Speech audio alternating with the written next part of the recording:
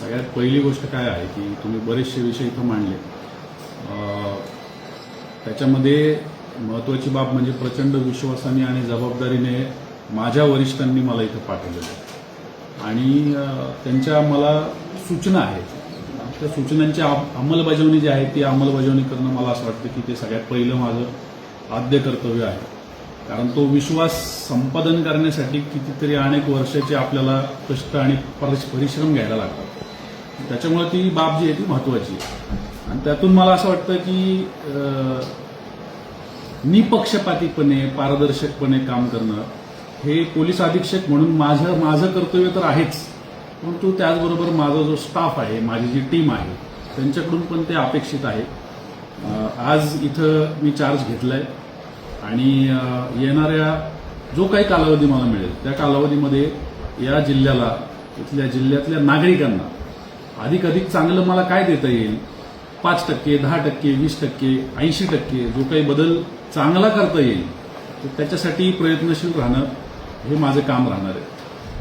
तुम्ही ज्या सगळ्या मुद्दे मांडले त्याच्यातून अजून एक महत्त्वाचा मुद्दा आणि तो म्हणजे की लोकाभिमुख प्रशासन ज्याला म्हणतो आपण, म्हणजे नागरिकांना काय पाहिजे आहे, त्यांना त्रास कमीत कमी कसा झाला पाहिजे तर त्याच्यासाठी प्रयत्नशील राहणं अत्यंत आवश्यक आहे असं मला वाटतं.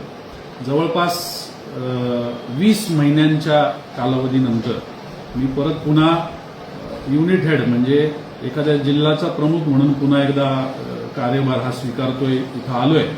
यापूर्वी 2 जिल्हे मी केलेले आहेत आणि तिकडच्या लोकांच्या अडचणी वेगळ्या प्रकारच्या होत्या, कारण तिकडची ठेवण जी होती, भौगोलिक असेल ऐतिहासिक असेल, ती वेगळी होती.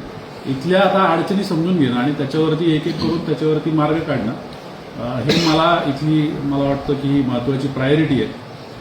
आवश्यक त्या सगळ्या ज्या गोष्टी आहेत या गोष्टींमध्ये सरते शेवटी की आपण आलो आणि आपण जाताना हा जो फरक आहे हा फरक लोकांच्या दृष्टीने जास्तीत जास्त चांगलं प्रशासन आपण कसं देऊ शकलो हे महत्त्वाचं आहे आणि त्याच्यासाठी मी इथं प्रयत्न करणार आहे. तुम्ही सगळ्यांनी सुद्धा त्याच्यासाठी माझी मदत करावी ही तुम्हाला सगळ्यांना मी विनंती करेन. मार्गदर्शक म्हणून सुद्धा तुम्हाला मोठी जबाबदारी पार पाडायला लागेल. कदाचित असं होईल की एखादी गोष्ट तुमच्या मनासारखी नाही व्हायची, एखादी गोष्ट तुम्ही सांगाल आणि मी नाही करायचं, पण तो जो काही चिमटा असेल तो चिमटा तात्पुरत्यासाठी का होईना तो तुम्ही सहन करावा अशी मी तुम्हाला सगळ्यांना विनंती करेन.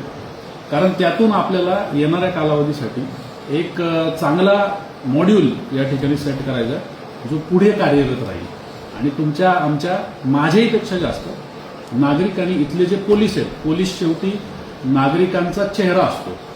जसा समाज असतो तसा पोलीस असतो आणि या पोलिसांच्या आणि नागरिकांच्या ही जी काही सांगड निर्माण होईल या सांगडीमधून येणाऱ्या भविष्यासाठी आपण इथल्या सगळ्या, ते राजकीय असू द्या, सामाजिक असू द्या, पत्रकारितेतल्या असू द्या, ज्या ज्या लोकांना हितचिंतन या जिल्ह्याचं आहे त्याच्यासाठी आपण त्या सगळ्यांच्या मार्गदर्शनाखाली काम करून जास्तीत जास्त चांगलं प्रशासन देण्याचा प्रयत्न करूया.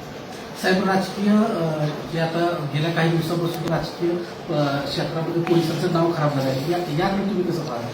मला असं वाटतं की त्या सगळ्या गोष्टींच्या पार्श्वभूमीमध्ये मी घुसलेलो नाही. मला त्याचं ब्रीफिंग झालंय निश्चित, परंतु मला असं वाटतं की या सगळ्याच्या पलीकडे जाऊन आपण आता काम करणं गरजेचं आहे. आपण आता पुढं सरकणं गरजेचं आहे की आपल्याला लोकांचं काम करायचंय. तर लोकांचं काम करत असताना लोकांसाठी काय करायचंय ते जास्त महत्वाचं आहे. आपण त्या प्रश्नांकडे जाऊ आणि म्हणूनच तुमच्याकडून ही पानभरी यादी मी आता प्राप्त करून घेतली. गुन्हेगारीवर आळा बसेल का आपल्या मत? निश्चित गुन्हेगारी हा विषय जो आहे हा आपला महत्वाचा विषय राहणार आहे. मी याच्यापूर्वी पण इतर लोकांशी चर्चा करून काही अभ्यास करून आलोय. त्याच्यामध्ये काही ज्याला आपण असं म्हणू शकतो की गुन्हेगारीचे पॅटर्न या जिल्ह्यामध्ये वेगवेगळे आहेत. म्हणजे जिल्ह्याच्या विशिष्ट भागामध्ये वेगळ्या प्रकारची गुन्हेगारी आहे. कुठं MIDC आहे तिथं वेगळ्या प्रकारची गुन्हेगारी आहे.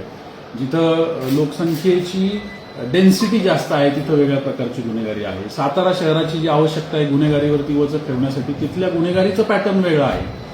जर मानसारख्या भागामध्ये गेलो तर तिकडच्या गुन्हेगारीचा पॅटर्न वेगळा आहे आणि त्याच्यामुळं ही जी टीम असणार आहे ज्याला आपण आता कामाला हे सगळं काम करण्यासाठी आपण त्यांना प्रेरित करणार आहोत, त्यांच्याकडून हे काम करून घेणार आहोत, त्यांना योग्य त्या गोष्टी योग्य त्या वेळी योग्य पद्धतीचं मार्गदर्शन देऊन त्यांच्याकडून ते करून घेण्याची जबाबदारी आपली सगळ्यांची राहणार आहे.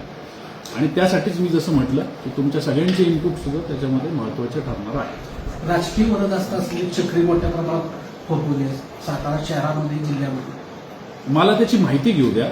म्हणजे अगदीच तुम्ही प्रश्न चांगला विचारता एकदम गुगली टाकून, पण मला त्याची सगळी माहिती घेऊ द्या आणि मला वाटतं त्या गोष्टी एवढ्या अवघड नसतात नियंत्रणात आणायला. आपण निश्चित त्याच्यावरती प्रयत्न करू. ओके.